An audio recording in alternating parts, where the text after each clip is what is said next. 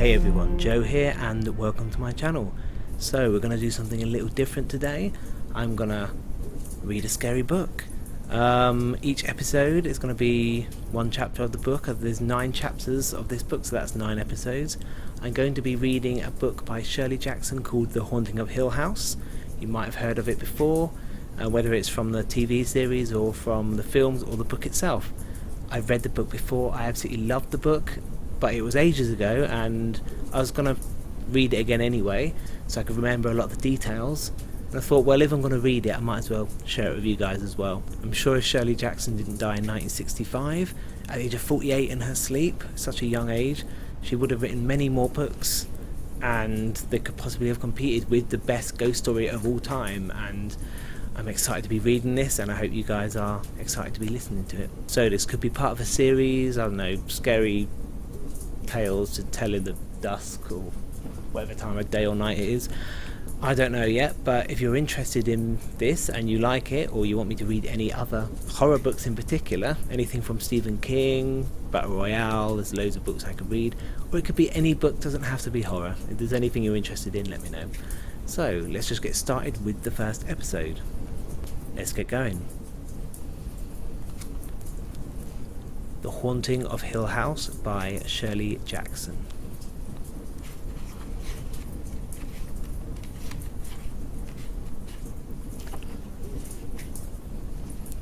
Chapter 1. No live organism can continue for long to exist sanely under conditions of absolute reality. Even larks and katydids are supposed, by some, to dream. Hill House, not sane, stood by itself against its hills, holding darkness within. It had stood so for 80 years and might stand for 80 more. Within, walls continued upright, bricks met neatly, floors were firm, and doors were sensibly shut. Silence lay steadily against the wood and stone of Hill House, and whatever walked there, walked alone. Dr. John Montague was a doctor of philosophy. He had taken his degree in anthropology, feeling obscurely that in the field he might come closest to his true vocation, the analysis of supernatural manifestations. He was scrupulous about the use of his title because, his investigations being so utterly unscientific, he hoped to borrow an air of respectability, even scholarly authority, from his education. It had cost him a good deal in money and pride, since he was not a begging man, to rent Hill House for 3 months, but he expected absolutely to be compensated for his pains by the sensation following upon the publication of his definitive work on the causes and effects of psychic disturbances in a house commonly known as haunted. He had been looking for an honestly haunted house all his life. When he heard of Hill House, he had been at first doubtful, then hopeful, then indefatigable. He was not the man to let go of Hill House once he had found it. Dr. Montague's intentions with regard to Hill House derived from the methods of the intrepid 19th century ghost hunters. He was going to go and live in Hill House and see what happened there. It was his intention at first to follow the example of the anonymous lady who went to stay at Ballechin House and ran a summer-long house party for skeptics and believers, with croquet, ghost watching as the outstanding attractions, but skeptics, believers, and good croquet players are harder to come by today. Dr. Montague was forced to engage assistants.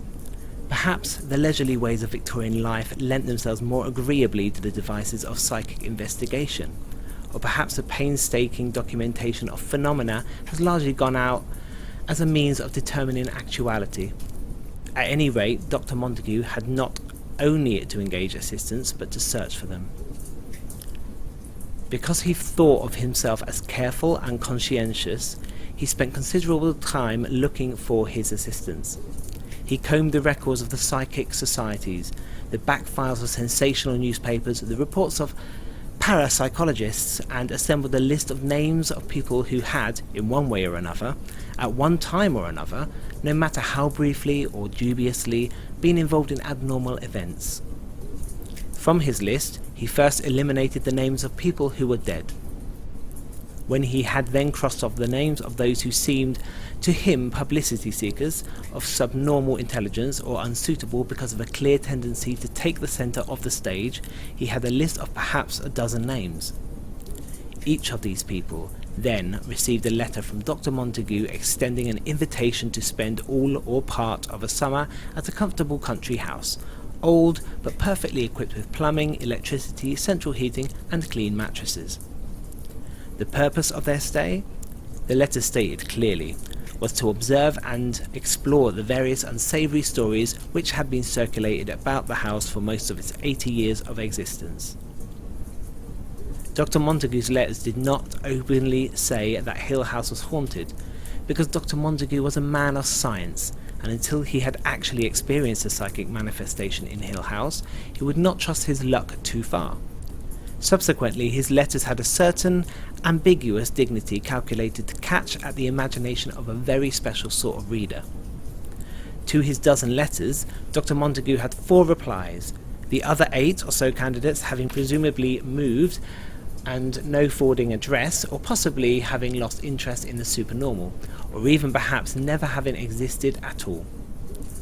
To the 4 who replied, Dr. Montagu wrote again, naming a specific day when the house would be officially regarded as ready for occupancy, and enclosing detailed directions for reaching it, since, as he was forced to explain, information about finding the house was extremely difficult to get, particularly from the rural community which surrounded it. On the day before he was to leave for Hill House, Dr. Montagu was persuaded to take into his select company a representative of the family who owned the house, and a telegram arrived from one of his candidates backing out with a clearly manufactured excuse. Another never came or wrote, perhaps because of some pressing personal problem which had intervened. The other 2 came. Eleanor Vance was 32 years old when she came to Hill House. The only person in the world she genuinely hated now that her mother was dead was her sister. She disliked her brother-in-law and her 5-year-old niece, and she had no friends. This was owing largely to the 11 years she had spent caring for her invalid mother, which had left her with some proficiency as a nurse and an inability to face strong sunlight without blinking. She could not remember ever being truly happy in her adult life. Her years with her mother had been built up devotedly around small guilt and small reproaches, constant weariness and unending despair. Without ever wanting to become reserved and shy, she had spent so long alone, with no one to love, that it was difficult for her to even talk, even casually, to another person without self-consciousness and an awkward inability to find words. Her name had turned up on Dr. Montagu's list because one day, when she was 12 years old and her sister was 18, and their father had been dead for not quite a month, showers of stones had fallen on their house without any warning or any indication of purpose or reason, dropping from the ceilings, rolling loudly down the walls, breaking windows and pattering maddeningly on the roof. The stones continued intermittently for 3 whole days, during which time Eleanor and her sister were less unnerved by the stones than by the neighbours and sightseers who gathered daily outside the front door, and by their mother's blind, hysterical insistence that all this was due to malicious, backbiting people on the block who had it in for her ever since she came. After 3 days, Eleanor and her sister were removed to the house of a friend, and the stones stopped falling, nor did they ever return. Although Eleanor and her sister and her mother went back to living in the house, and the feud with the entire neighbourhood was never ended. The story had been forgotten by everyone except the people Dr. Montagu consulted. It had certainly been forgotten by Eleanor and her sister, each of whom had supposed at the time that the other was responsible. During the whole underside of her life, ever since her first memory, Eleanor had been waiting for something like Hill House. Caring for her mother, lifting a cross old lady from her chair to her bed, setting out endless little trays of soup and oatmeal, steeling herself to the filthy laundry, Eleanor had held fast to the belief that someday something would happen. She had accepted the invitation to Hill House by return mail, although her brother-in-law had insisted upon calling a couple of people to make sure that this doctor fellow was not aiming to introduce Eleanor to savage rites not unconnected with matters Eleanor's sister deemed it improper for an unmarried young woman to know. Perhaps Eleanor's sister whispered in the privacy of the marital bedroom. Perhaps Dr. Montague, if that really was his name. After all, perhaps Dr. Montague used these women for some, well, experiments. You know, experiments, the way they do. Eleanor's sister dwelt richly upon experiments she had heard these doctors did. Eleanor had no such ideas, or having them was not afraid. Eleanor, in short, would have gone anywhere. Theodora. That was as much name as she used. Her sketches were signed Theo, and on her apartment door and the window of her shop and the telephone listing and her pale stationery and the bottom of the lovely photograph of her which stood at the mantel, the name was always only Theodora. Theodora, not at all like Eleanor. Duty and conscience were, for Theodora, attributes which belonged properly to Girl Scouts. Theodora's world was one of delights and soft colours. She had come into Dr. Montague's list because, going laughing into the laboratory, bringing with her a rush of floral perfume, she had somehow been able, amused and excited over her own incredible skill, to identify correctly 18 cards out of 20, 15 cards out of 20, 19 cards out of 20, held up by an assistant out of sight and hearing. The name of Theodora shone in the records of the laboratory, and so came inevitably to Dr. Montague's attention. Theodora had been entertained by Dr. Montague's first letter, and answered it out of curiosity. Perhaps the awakened knowledge in Theodora, which told her the name of symbols and cards held out of sight, urged her on her way toward Hill House, and yet fully intended to decline the invitation. Yet, perhaps a stirring, urgent sense again, when Dr. Montague's confirming letter arrived, Theodora had been tempted and had somehow plunged blindly, wantonly, into a violent quarrel with the friend with whom she shared an apartment. Things were said on both sides which only time could eradicate. Theodora had deliberately and heartlessly smashed the lovely little figurines her friend had carved of her, and her friend had cruelly ripped to shreds the volume of Alfred de Musset, which had been a birthday present from Theodora, taking particular pains with the page that he bore Theodora's loving, teasing inscription. These acts were of course unforgettable, and before they could laugh over them together, time would have to go by. Theodora had written that night, accepting Dr. Montague's invitation, and departed in cold silence the next day. Luke Sanderson was a liar. He was also a thief. His aunt, who was the owner of Hill House, was fond of pointing out that her nephew had the best education, the best clothes, the best taste, and the worst companions of anyone she had ever known. She would have leaped at any chance to put him safely away for a few weeks. The family lawyer was prevailed upon to persuade Dr. Montague that the house could, on no account, be rented to him for his purposes without the confining presence of a member of the family during his stay. And perhaps at their first meeting the doctor perceived in Luke's kind of strength or cat-like instinct for self-preservation, which made him almost as anxious as Mrs. Sanderson to have Luke with him at the house. At any rate, Luke was amused, his aunt grateful, and Dr. Montague more than satisfied. Mrs. Sanderson told the family lawyer that at any rate there was really nothing in the house that Luke could steal. The old silver there was of some value, she told the lawyer, but it represented an almost insuperable difficulty for Luke. It required energy to steal it and transform it into money. Mrs. Sanderson did Luke an injustice. Luke was not at all likely to make off with the family silver, or Dr. Montague's watch, or Theodora's bracelet, or, well, his dishonesty was largely confined to taking petty cash from his aunt's pocketbook and cheating at cards. He was also apt to sell the watches and cigarette cases given to him, fondly and with pretty blushes, by his aunt's friends. Someday Luke would inherit Hill House, but he had never thought to find himself living in it.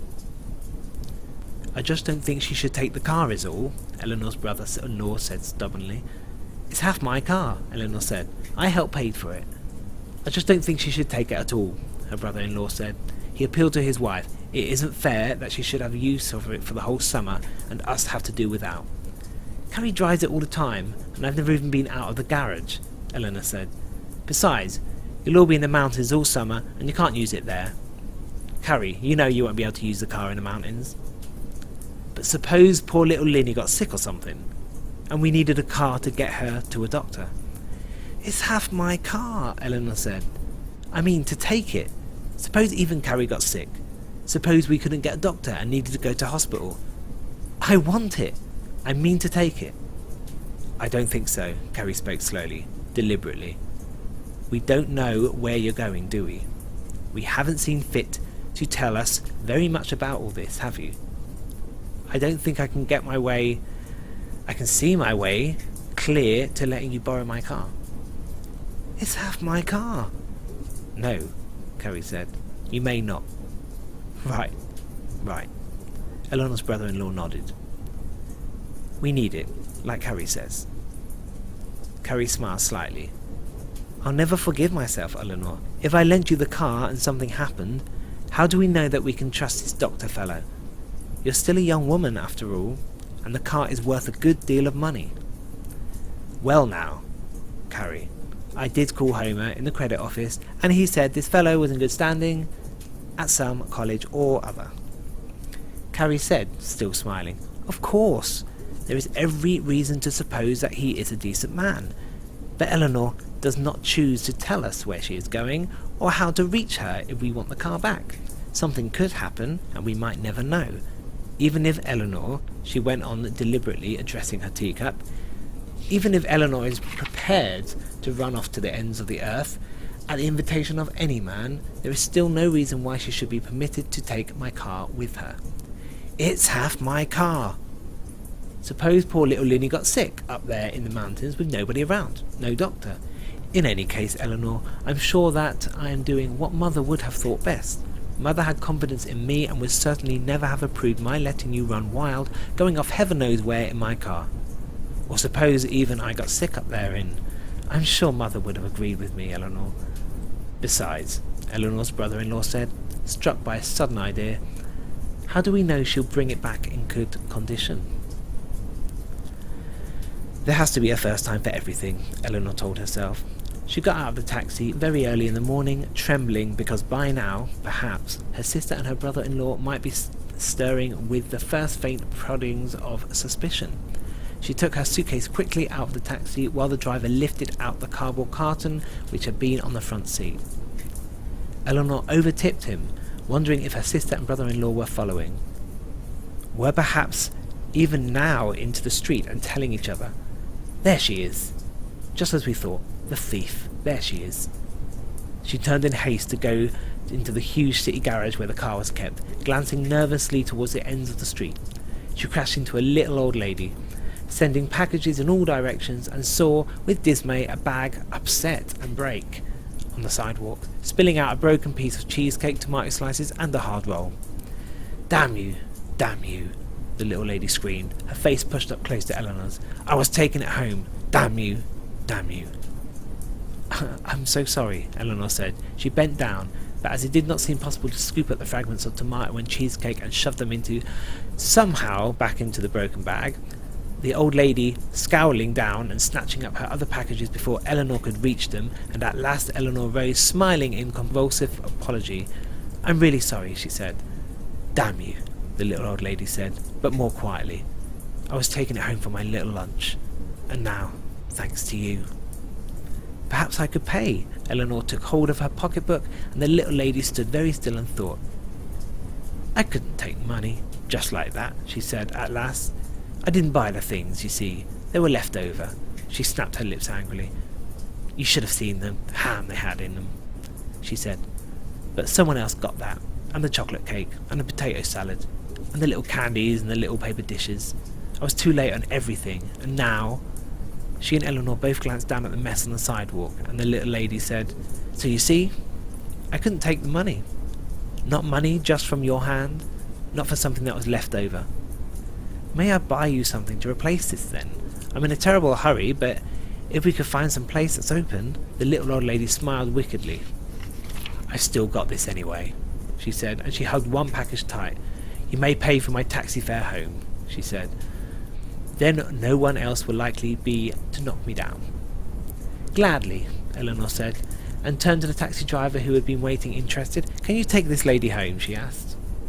A couple of dollars will do it, the little lady said, not including the tip for this gentleman, of course. Being as small as I am, she explained daintily. It's quite a hazard indeed. People knocking you down. Still, it's a genuine pleasure to find one as willing as you to make up for it. Someone, or sometimes, the people who knock you down never return to look once.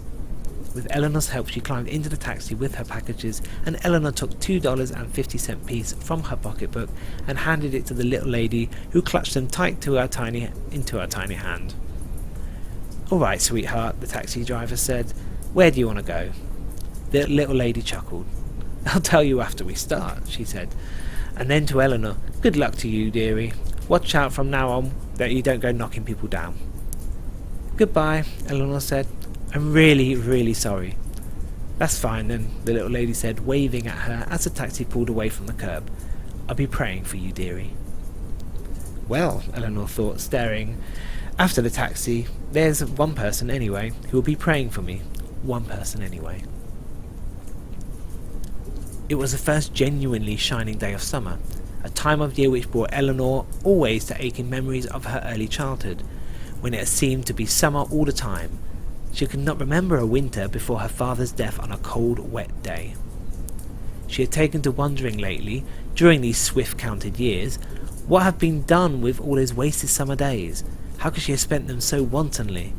"I'm foolish," she told herself early every summer. "I'm very foolish. I'm grown up now and know the values of things. Nothing is ever really wasted," she believed sensibly. Even one's childhood, and then each year, one summer morning, the warm wind would come down the city street where she walked, and she would be touched with the little cold thought, "I have let more time go by." Yet this morning, driving the little car with which she and her sister owned together, apprehensive lest they might still realise that she had come after all and just taken it away, going docilely along the street, following the lines of traffic, stopping when she was bidden and turning when she could. She smiled out the sunlight slanting along the street and thought, I am going. I have finally taken a step.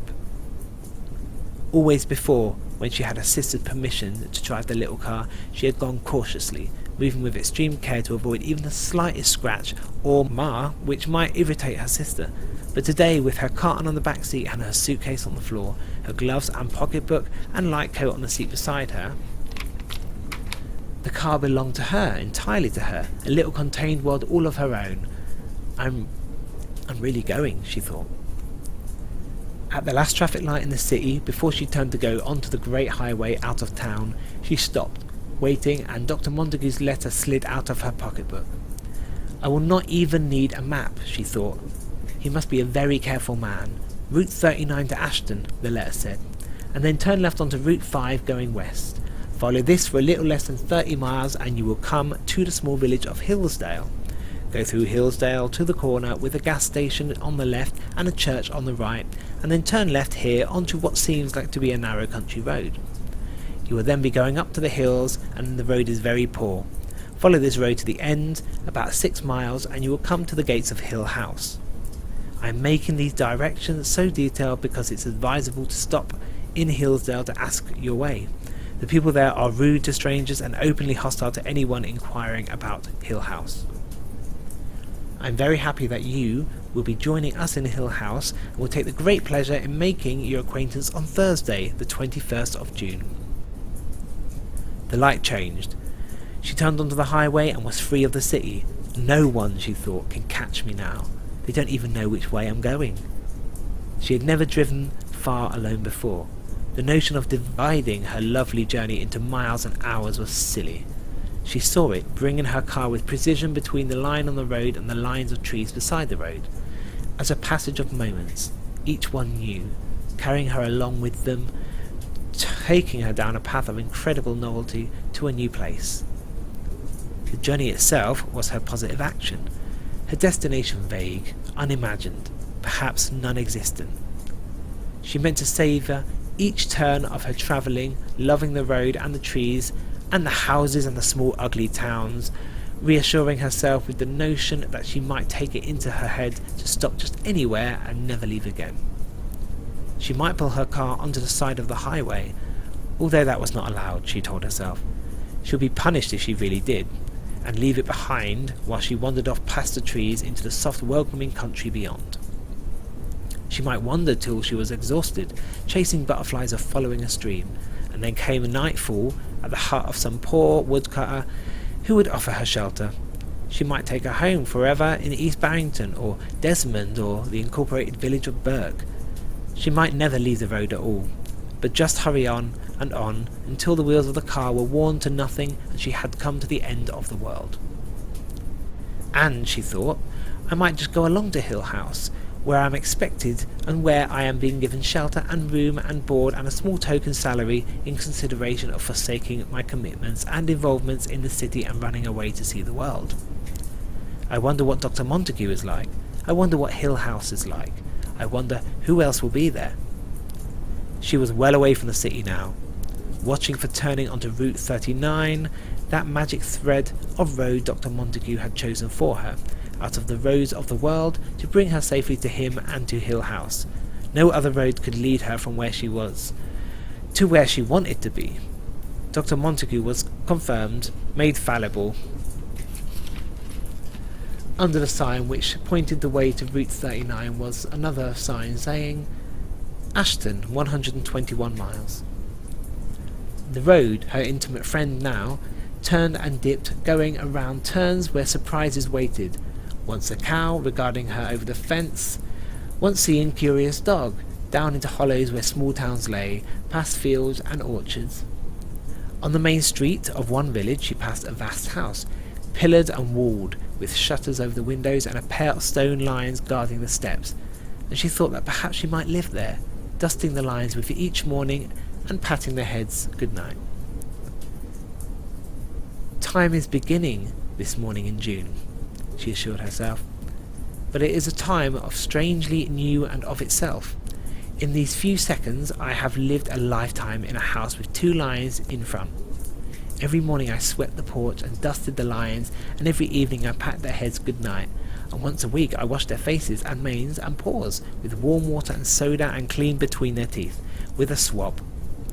Inside the house the rooms were tall and clear, with shining floors and polished windows.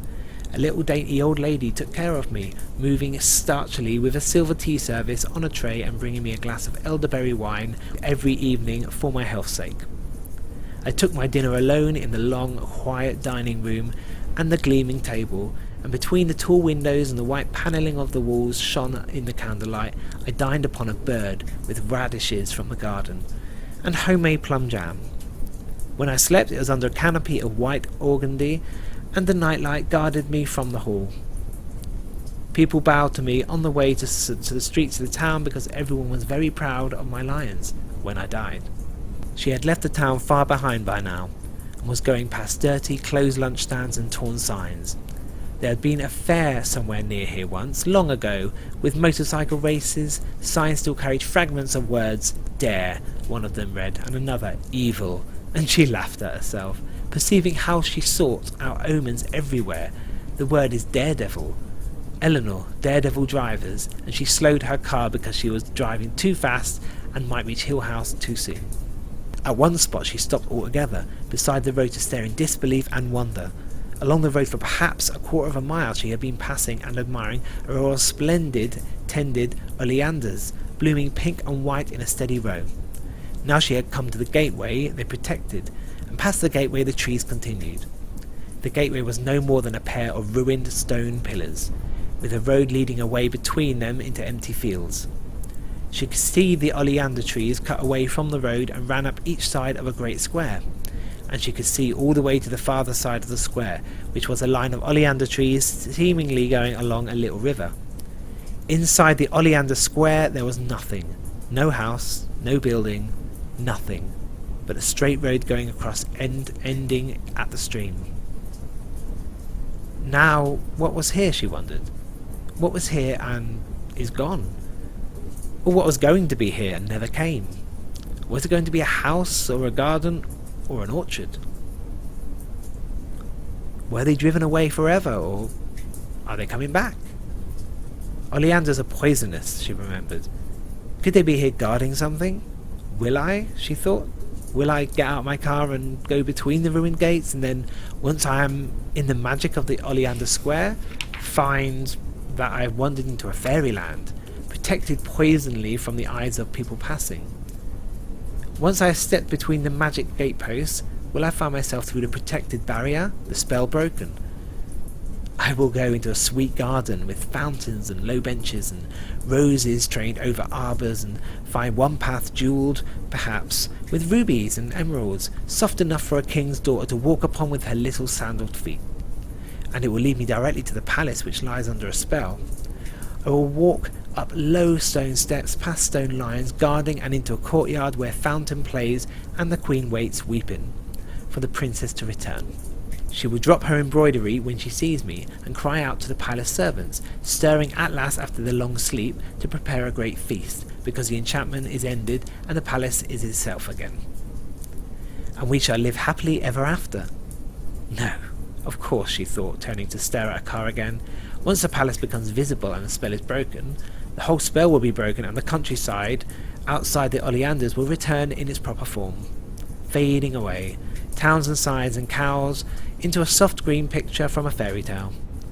Then coming from the hills there will be a prince riding, bright in green and silver, with 100 bowmen riding behind him, pennants stirring, horses tossing, jewels flashing. She laughed, and turned to smile goodbye at the magic oleanders. Another day, she told them, another day I'll come back and break your spell. She stopped for lunch after she had driven 100 miles and a mile.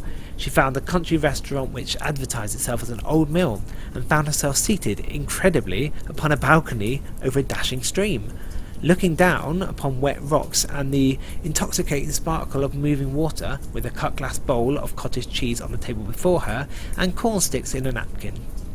Because this was a time and a land where enchantments were swiftly made and broken, she wanted to linger over her lunch, knowing that Hill House would always wait for her at the end of her day. The only other people in the dining room were a family party, a mother and father with a small boy and girl, and they talked to another softly and gently, and once the little girl turned and regarded Eleanor with frank curiosity and, after a minute, smiled. The lights from the stream below touched the ceiling and the polished tables and glanced across the little girl's curls, and the little girl's mother said, "She wants her cup of stars." Eleanor looked up, surprised. The little girl was sliding back in her chair, sullenly refusing her milk, while her father frowned and her brother giggled, and her mother said calmly, "She wants her cup of stars." Indeed, yes, Eleanor thought. Indeed, so do I. A cup of stars. Of course. Her little cup, the mother was explaining, smiling apologetically at the waitress, who was thunderstruck at the thought that the mill's good country milk was not rich enough for the little girl. It has stars in the bottom, and she always drinks her milk from it at home. She calls it her cup of stars because she can see the stars while she drinks her milk. The waitress nodded, unconvinced. And the mother told the little girl, "You'll have your milk from your cup of stars tonight when you get home. But just for now, just to be a very good little girl, will you take a little milk from this glass?" "Don't do it," Eleanor told the little girl. "Insist on your cup of stars. Once they have trapped you into being like everyone else, you'll never see your cup of stars again. Don't do it." And the little girl glanced at her and smiled a little subtle, dimpling, wholly comprehending smile, and shook her head stubbornly at the glass. Brave girl, Eleanor thought. Wise, wise, brave girl. "You're spoiling her," the father said. "She ought not to be allowed these whims."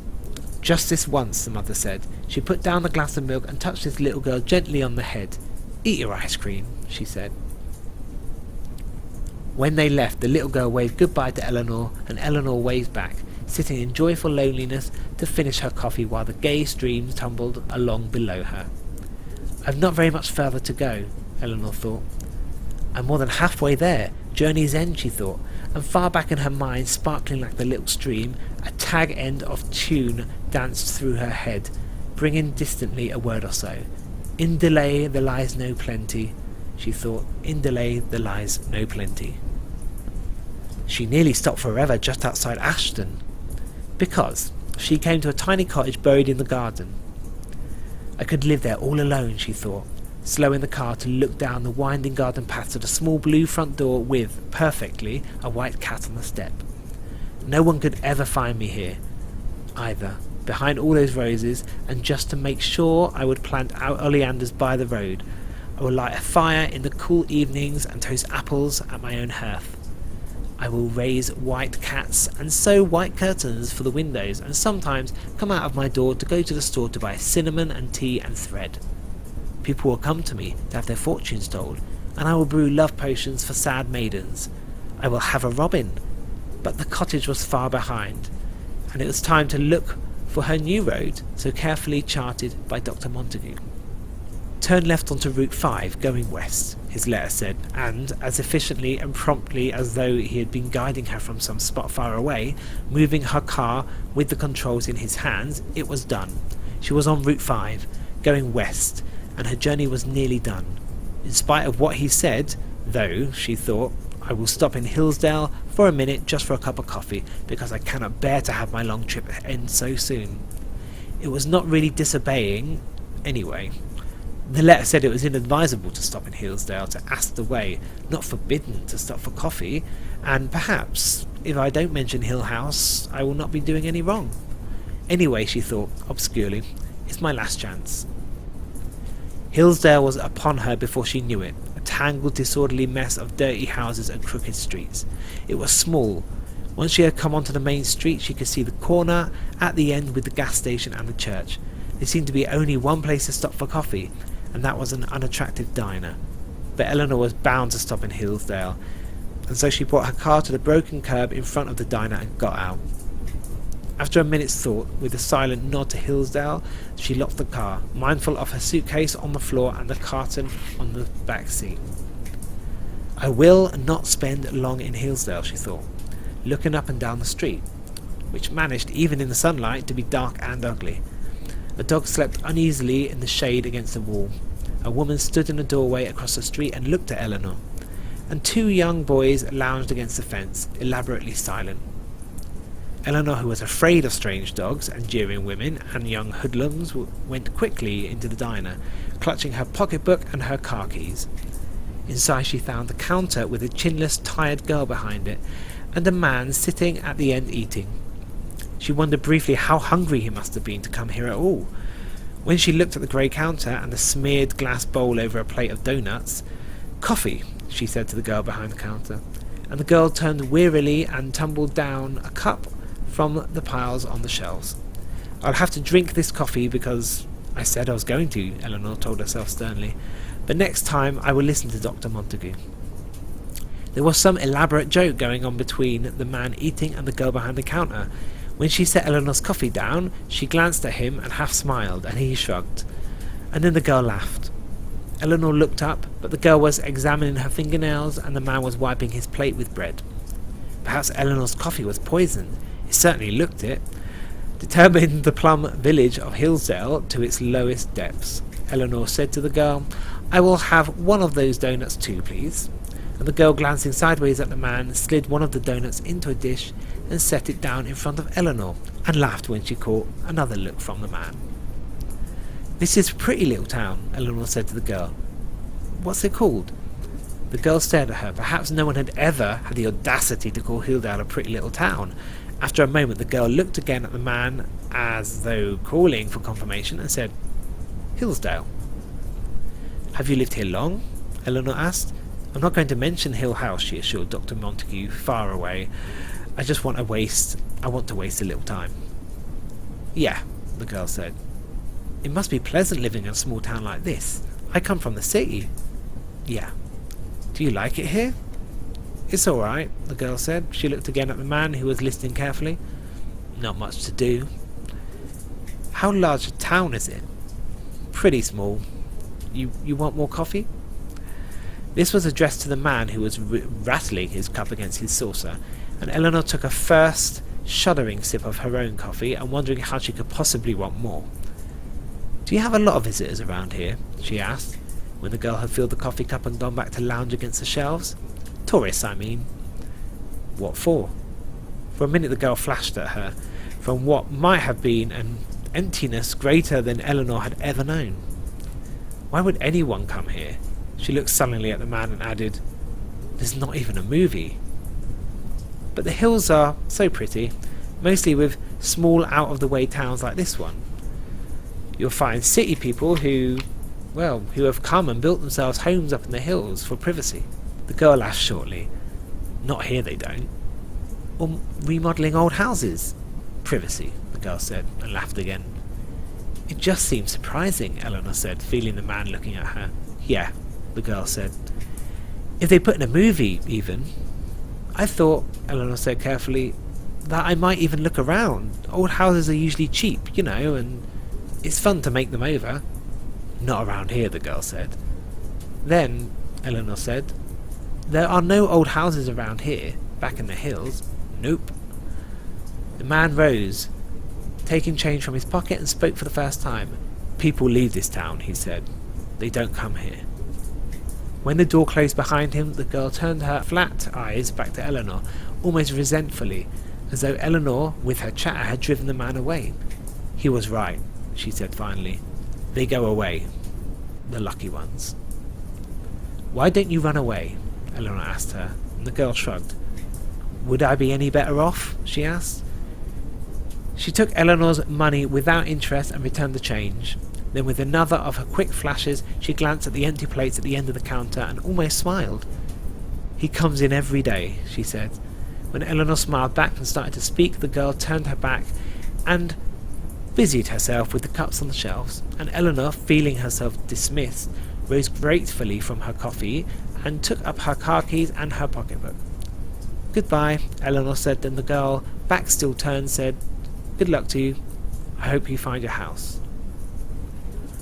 The road leading away from the gas station and the church was very poor indeed, deeply rutted and rocky. Eleanor's little car stumbled and bounced, reluctant to go farther into these unattractive hills, where the day seemed quickly drawing to an end under the thick, oppressive trees on either side. They do not really seem to have much traffic on this road, Eleanor thought wryly, turning the wheel quickly to avoid a particularly vicious road ahead.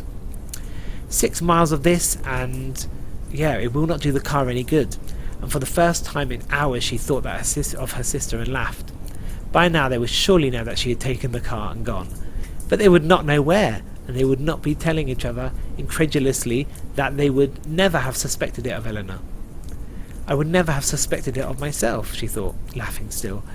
Everything is different. I am a new person, very far from home. In delay there lies no plenty. Present mirth hath present laughter. And she gasped as the car cracked against a rock and reeled back across the road with an ominous scraping somewhere beneath, but then gathered itself valiantly and resumed its dogged climb. The tree branches brushed against the windshield, and it grew steadily darker. Hill House likes to make an entrance, she thought. I wonder if the sun ever shines along here. At last, with one final effort, the car cleared a tangle of dead leaves and small branches across the road and came to a clearing by the gate of Hill House. Why am I here? She thought helplessly, and at once, why am I here? The gate was tall and ominous and heavy, set strongly into a stone wall which went off through the trees. Even from the car she could see the padlock and the chain that was twisted round and through the bars. Beyond the gate she could see only the road continued, turned, shadowed on either side by the still dark trees. Since the gate was so clearly locked and double locked, chained and barred, who, she wondered, who wants so badly to get in? She made no attempt to get out of her car, but pressed the horn, and the trees and the gate shuddered and withdrew slightly from the sound. After a minute she blew the horn again, and then saw a man coming towards her from inside the gate. He was as dark and unwelcoming as the padlock, and before he moved towards the gate he peered through the bars at her, scowling. What do you want? His voice was sharp, mean. I want to come in, please. Please unlock the gate. Who say? Why? She faltered. I'm supposed to come, she said at last. What for? I am expected. Or am I? She wondered suddenly. Is this as far as I go? Who by? She knew, of course, that he was delighting in exceeding his authority, as though once he moved to unlock the gate, he would lose the little temporary superiority he thought he had. And what superiority have I? She wondered. I am outside the gate, after all. She could already see that losing her temper, which she did rarely because she was so afraid of being ineffectual, would only turn him away, leaving her still outside the gate, railing futilely. She could even anticipate his innocence if he were reproved later for his arrogance, the maliciously vacant grin, the wide blank eyes, the whining voice protesting that would have let her in. He planned to let her in, but how could he be sure? He had his orders, didn't he? And he had to do what he was told. He'd be the one to get in trouble, wouldn't he? If he let someone in that wasn't supposed to be inside. She could anticipate his shrug, and picturing him, laughed, perhaps the worst thing she could have done. Eyeing her, he moved back from the gate. "You better come back later," he said. He turned his back with an air of virtuous triumph. "Listen," she called after him, still trying not to sound angry. "I am one of Dr. Montague's guests. He will be expecting me in the house. Please listen to me." He turned and grinned at her. "They couldn't rightly be expecting you," he said, "seeing as you're the only ones come so far." "Do you mean that there's no one else in the house?" No one I know of. Maybe my wife, getting it fixed up. So they couldn't be there exactly expecting you now, could they?" She sat back against the car seat and closed her eyes. Hill House, she thought. You're as hard to get into as heaven. "I suppose you know what you're asking for, coming here. I suppose they told you, back in the city. You hear anything about this place?" "I heard that I was invited here as a guest of Dr. Montague's. When you open the gates, I will go inside." "I'll open them. I'm going to open them. I just want to be sure that you know what's waiting for you in there. You ever been here before? One of the family, maybe?" He looked at her, peering through the bars, his jeering face one more barrier after padlock and chain. "I can't let you in till I'm sure, can I? What'd you say your name was?" She sighed. "Eleanor Vance." "Not one of the family then, I guess. You ever hear anything about this place?" "It's my chance, I suppose," she thought. "I'm being given a last chance. I could turn my car around right here and right now in front of these gates and go away from here, and no one will blame me. Anyone has a right to run away." She put her head out through the car window and said with fury, "My name is Eleanor Vance. I am expected in Hill House. Unlock these gates at once." All right. Desperately making a wholly unnecessary display of fitting the key and turning it, he opened the padlock and loosened the chain and swung the gates just wide enough for the car to come through. Eleanor moved the car slowly, but the alacrity with which he leaped to the side of the road made her think for a minute that he had perceived the fleeting impulse crossing her mind. She laughed, and then stopped the car because he was coming towards her safely from the side. "You won't like it," he said. "You'll be sorry I ever opened that gate." "Out of the way, please," she said. "You've held me up long enough." "You think they could get anyone else to open this gate? You think you can get anyone else to stay here that long, except me and my wife? You think we couldn't have things just about the way we want them, long as we stay around here and fix up the house and open the gates for you all city people to think you know everything?" "Please get away from my car." She dared not to admit herself that he frightened her, for fear that he might perceive it. His nearness, leaning against the side of the car, was ugly, and his enormous resentment puzzled her. She had certainly made him open the gate for her, but did he think of the house and the gardens inside as his own? A name from Dr. Montague's letter came into her mind, and she asked curiously, "Are you Dudley, the caretaker?" "Yes, I am Dudley, the caretaker." He mimicked her. "Who else do you think would be around here?" "The honest old family retainer," she thought, "proud and loyal and thoroughly unpleasant. You and your wife take care of the house all alone?" Who else? It was his boast, his curse, his refrain. She moved relentlessly, afraid to draw away from him too obviously, and yet wanting, with small motions of starting the car, to make him stand aside. "I'm sure you'll be able to make us very comfortable, you and your wife," she said, putting a tone of finality into her voice. "Meanwhile, I'm very anxious to get to the house as soon as possible." He snickered disagreeably. "Me, now," he said. "Me, I don't hang around here after dark." Grinning satisfied with himself, he stood away from the car, and Eleanor was grateful, although awkward starting the car under his eye. Perhaps he will keep popping up at me all along the drive, she thought. a sneering Cheshire cat, yelling each time that I should be happy to find anyone willing to hang around this place until dark, anyway. To show that she was not afraid or at all affected by the thought of the face of Dudley the caretaker between the trees, she began to whistle, a little annoyed to find that the same tune still ran through her head, present mirth hath present laughter, and she told herself crossly that she must really make an effort to think of something else. She was sure that the rest of the words must be most unsuitable to hide so stubbornly from her memory, she probably wholly disreputable to be caught singing on her arrival at Hill House. Over the trees, occasionally, between them and the hills, she caught glimpses of what must be the roofs, perhaps a tower, of Hill House. They made houses so oddly back when Hill House was built, she thought. They put towers and turrets and buttresses and wooden lace on them, even sometimes Gothic spires and gargoyles. Nothing was ever left undecorated. Perhaps Hill House has a tower, or a secret chamber, or even a passageway going off to the hills, and probably used by smugglers, although what could smugglers find to smuggle around these lonely hills? Perhaps I will encounter a devilishly handsome smuggler, and... She turned her car onto the last stretch of straight drive leading her directly, face to face, to Hill House, and, moving without thought, pressed her foot on the brake to stall the car and sat, staring. The house was vile. She shivered and thought, the words coming freely into her mind. Hill House is vile. It is diseased. Get away from here, at once. That's chapter 1 for you guys. Thank you for watching. Like and subscribe. And, well, I'll see you for the next chapter of The Haunting of Hill House. See you soon. See you then. In the night. In the dark.